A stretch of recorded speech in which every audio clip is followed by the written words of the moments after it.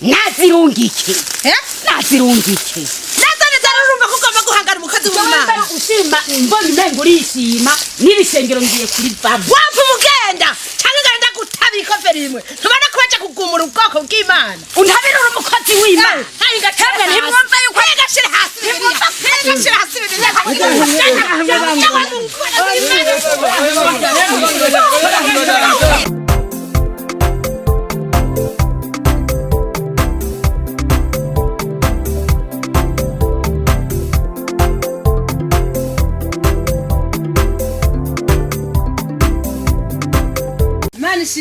Amen. Shima cyane. Amen. Aho nubona rero cyane mba ngomba. Ibyo biranezereza umutima wanje.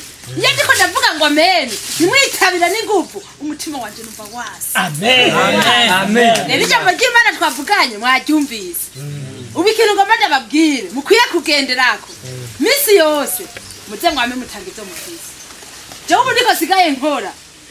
Narabanye mwege muri abantu mutagomba kugora ibiganza ngo mutagana mucyo mufise novuga ko muri bamfumbase Jawu natanga icyo mfise aha mwese no bagaburira neje mukagaruka mukarya abaraza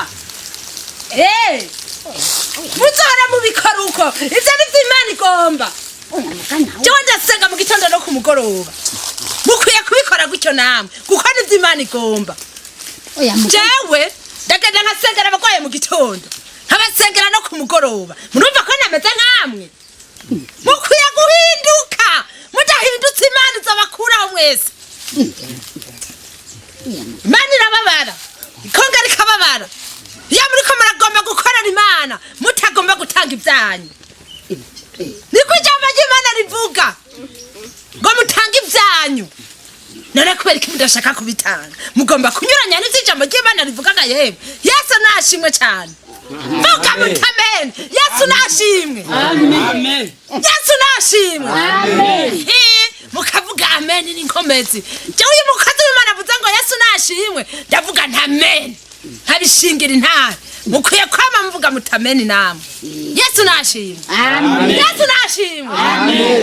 wakutavuga Yesu nashimwe Amen. vuga sawa wende umvutso wumvaye mugabo nababariye mwame mutanga ibyo mufise oya mugabo na wewe urashiramwe n'ubwishime n'ubwishime urashiramwe n'ubwishime n'ukuri cyembere bira uko nyene urashiramwe ubwishime uri umuntu ki ushobora guhangara umukozi w'Imana jewe ndabivuze urashiramwe ubwishime kuko nta kuntu wovuga ngo turi bamfumbasi urazi ko ushobora guhamagara uhoraho akarungu kidubu zikakurigata nazirungike nazirungike neza urumva ko ugomba guhangara umukozi w'Imana ushima mbona umengo urishima n'ibisengero ngiye kuri babo wapfa umugenda cyangwa ugenda gutabika rimwe ntubona ko baje kugumura ubwoko bw'Imana untabira uri umukozi w'Imana hari gatembe ntimwumva yuko yagashira hasi yagashira hasi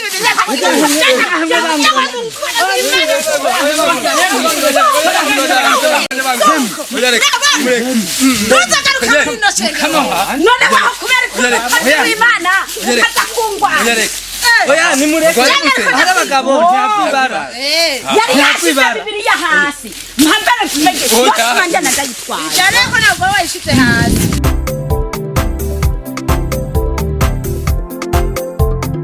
mbona rero mutaje ikibazo nagize tukurije burya mwamba baje nuko ndakubanga ubuje sinari kwemera ko dusubira kwicarana ibintu mwankoreye ino musi n'ibintu bidakogwa kunjana ahantu ngo nje kuvuga y'ubutumwa bwiza hameze kurya abantu batagira mwe muyera urazigana nagiriye ikibazo byangoye ko sinabuze ingere nifata cyo n'ukuri ntuzosubire kunjana kuvuga ubutumwa ahantu hameze kurya abantu baho nibarakitwa n'abantu b'intakebwa intagondwa none ubona akayimejya basha niko bimeze mwuzukuru wanje ibintu bankoreye ino ibintu bimeze uko nyene ariko nuko vyakira uko biri eko nta kundi nge muta nagico cyakikasara kiraje none nkuko ruje gukora iki mehe wabasange no kwasoko kurujewe mureke mahoro muta amahoro more reka tuganire neza tuganire duhuza oya muta oya nukuri urumva rero mwuzukuru wanje iyo umuntu bamugaburiye baraheza bakamupima ngo barabe yuko yunguka ibiro. Mwariko murampima rero. Vyari twagumvye kuraba ibiro mufise ingene bingana. Hajya rero ujya wabonye kugiriye bijya.